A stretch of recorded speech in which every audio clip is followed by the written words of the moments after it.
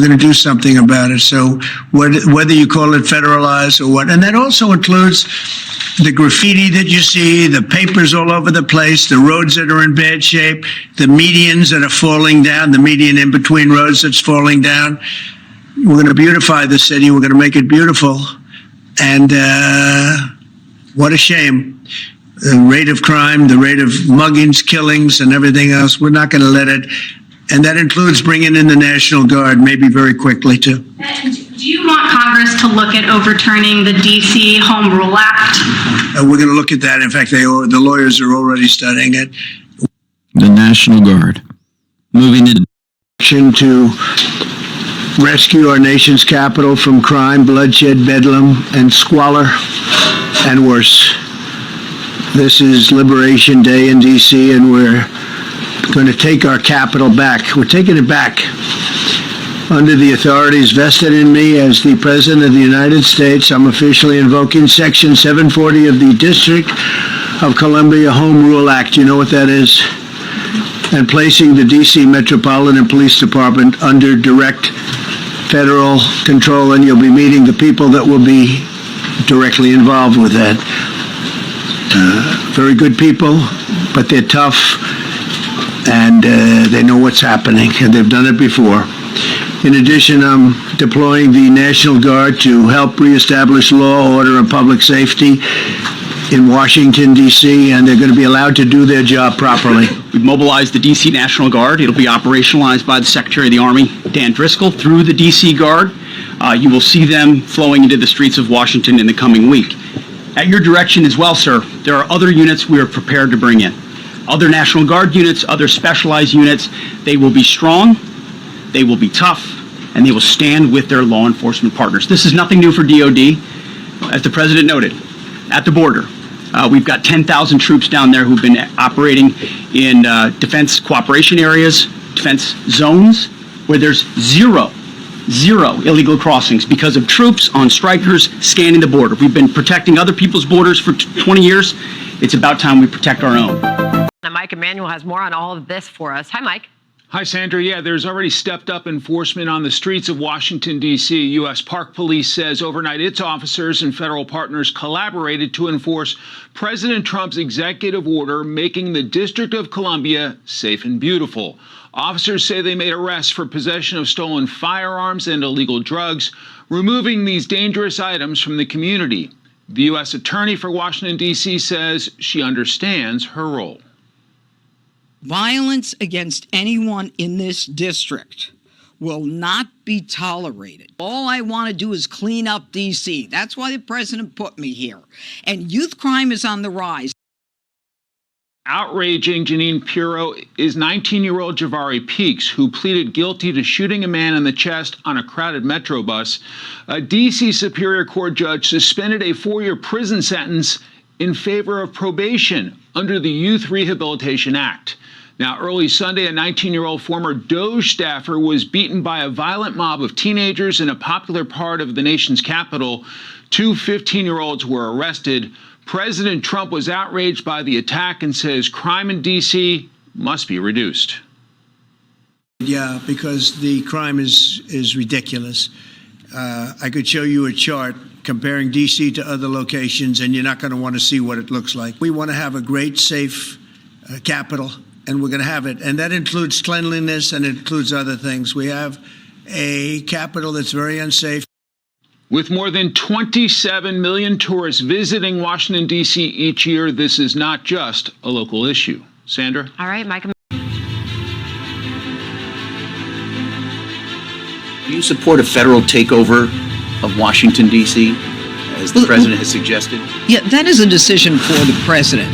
And I think that what the president was saying is that we're seeing far too much crime being committed by young people, 14, 15, 16, 17 years old, that I can't get my hands on. I mean, I don't know if you've seen some of the pictures, but, you know, young people are coddled, and they don't need to be coddled anymore. They need to be held accountable. They shouldn't be going to arts and crafts and family court. They need to understand that enough is enough, and that the DC Council has to repeal some of these absurd ordinances and laws that they've had passed that do nothing to protect the people of this city and of this district. And I will reference a case that I wrote an op-ed piece on that I've been talking about for weeks. A young person gets on a bus with an illegal gun. There is a family on the bus. He makes a decision to shoot someone in the chest. There, to me, that's intent to kill. But for the grace of God, that individual did not die. Now, he's got a gun. It's illegal. He used the gun. Guess what the sentence was? I got a conviction. The sentence was probation. We can't have that. And by the way, he wasn't a kid. He was 19. These are the rules of the DC Council. They've got to be changed. We've got to have the ability to let young people know that they're going to be accountable. And if you look at some of these pictures of these kids being beaten by crews and bloodied up, and you want to tell me that, it's only a kid who did it? No. Take a look at the bloodied up face and body, and you'll know that it's more than little kids doing this kind of thing. Do you want to take over juvenile justice here in the state? I'm not trying to do anything vis-a-vis Brian Schwab. All I want to do is clean up D.C. That's why the president put me here. And youth crime is on the rise. In the last 4 years, we've had 150,000 cases of youth violence. Okay, 4 years ago. Now it's close to 500,000 cases of youth violence. We've got D.C. as one of the highest murder rates in the country. So we can talk about crime going down, but going down from where? Report on But this. you said This is important. You said it's guns on the street that's causing this problem. Are you concerned that the DOJ's funding cuts to gun violence prevention programs undermine Oh, the stop it. efforts? We are putting all kinds of resources onto the street. What about your gun? That's all we've got. Thank you, guys. Thanks. Martin issued a press release hailing the drop in crime rates at the end of it. What changed? It's never enough.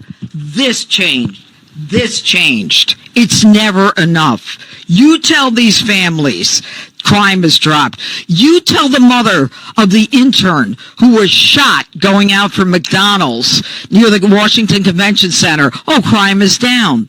You tell the kid who was just beat the hell and back with a severe concussion and a broken nose, crime is down. No, that falls on deaf ears. And my ears are deaf to that. And that's why I fight the fight. Breaking news now. We're getting some more details. I told you we'd be watching on that D.C. crackdown. These are brand new numbers from the White House about the ongoing mission to curb the violent outbreak of crime in D.C. Law enforcement made 33 total arrests in our nation's capital last night. 15 of the 33 are illegal aliens, including rape, assault, and a juvenile carrying a pistol without a license. We're told 20 multi-agency teams were deployed throughout all 7 districts in D.C. to promote public safety and arrest violent offenders. There were more than 1,750 participants in last night's operations. Are you from the area of D.C. or are you a tourist? Born and raised. You're born and raised in D.C. Are you here are you working in the area or just tourists right now? Not far from here. Where do you, if you don't have to tell me, but where do you work? I work at a law firm So you're an attorney? No, but I assist. Oh, cool. So what are your thoughts? Today we're talking about D.C. crime rates. Is it safe to live in D.C.? Do you agree with President Trump federalizing for 30 days to sort of stamp down on crime? What are your thoughts? I agree with it. I was born and raised in the district, and I've never seen the things that I see today with children as young as 3 years old being shot. I mean, where does that happen? I think it's a bad idea to fear what this president is doing. I mean, he actually lives in the city now. I mean, come on. He would be foolish, I think, to ignore things like that. A child 3 years old being shot, or people being shot on the bus. I mean, that happened in upper northwest Washington, D.C. How about that? That's somebody